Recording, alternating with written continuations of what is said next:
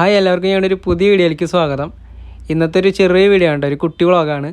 കുറേ കാലമായി ഞങ്ങൾ യൂട്യൂബിൽ വീഡിയോസൊക്കെ അപ്ലോഡ് ചെയ്തിട്ട് വീഡിയോസൊന്നും അപ്ലോഡ് ചെയ്യാൻ സമയം കിട്ടാറില്ല. ഒന്നാമത്തെ കാര്യം ഞാൻ ജോലി തിരക്ക് കാര്യങ്ങളൊക്കെ ആയിട്ട് പോകണു. അതുപോലെ അവൾ പഠിക്കാൻ പോകണ കാരണം അവൾക്കും സമയം കിട്ടാത്തതുകൊണ്ട് വീഡിയോസൊന്നും അപ്ലോഡ് ചെയ്യാറില്ല. പിന്നെയുള്ളത് ഇൻസ്റ്റാഗ്രാമിലൊക്കെ ഞങ്ങൾ ഡാൻസിൻ്റെ വീഡിയോസ് അപ്ലോഡ് ചെയ്യുമ്പോൾ അത് യൂട്യൂബിലും റീ അപ്ലോഡ് ചെയ്യാറുണ്ട്. അപ്പോൾ ഇന്ന് ഞായറാഴ്ച ആയതുകൊണ്ട് ഞങ്ങൾ അമ്പലത്തേക്ക് ഒന്ന് വന്നതാണ് കേട്ടോ.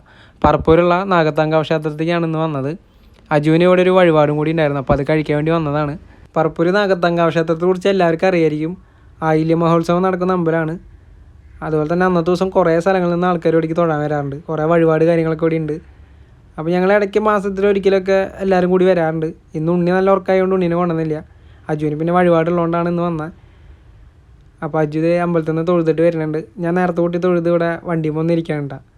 അപ്പോൾ അവൾ അവിടെ നിന്ന് തൊഴുത് വരുമ്പോൾ അമ്പലത്തിൽ നിന്ന് ഇറങ്ങിയപ്പോൾ തന്നെ അവിടെ നിന്ന് അവിലും ശർക്കരയൊക്കെ പ്രസാദം കിട്ടി. അതൊക്കെ കൊണ്ടുവന്നിട്ടുണ്ടായിരുന്നു. അപ്പോൾ അതിൽ നിന്നൊക്കെ ഞങ്ങൾ കഴിച്ചു. ഇനിയിപ്പോൾ ഇവിടെ അമ്പലത്തിൽ തന്നെ തൊഴുത് കഴിഞ്ഞ് വന്നു കഴിഞ്ഞാൽ ഉപ്പുമാവും ചായ കിട്ടും, അത് കഴിക്കാൻ പോകാണ്ട് ഞങ്ങളിനി. ഞങ്ങൾ അമ്പലത്തിൽ നിന്ന് തൊഴുത് ഇറങ്ങിയിട്ടാണ്.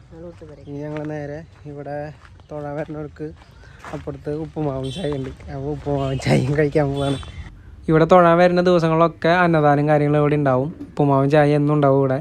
അപ്പോൾ അമ്പലത്തേക്ക് തൊഴാൻ വരുന്നവർ എന്തായാലും ഇവിടെ വന്ന് കഴിക്കണം. അന്നത്തെ ദിവസം കുറേ പേര് തൊഴാനായിട്ടുണ്ടായിരുന്നു. അതുപോലെ തന്നെ കഴിച്ച് കഴിഞ്ഞാൽ പാത്രം നമ്മൾ കഴുകിയിട്ട് അവിടെ കൊടുക്കണം കേട്ടോ. അപ്പോൾ ഞങ്ങൾ അവിടെ നിന്ന് ഭക്ഷണമൊക്കെ കഴിഞ്ഞിട്ട് ഞങ്ങൾ നേരെ അവിടെ നിന്ന് പോന്നു.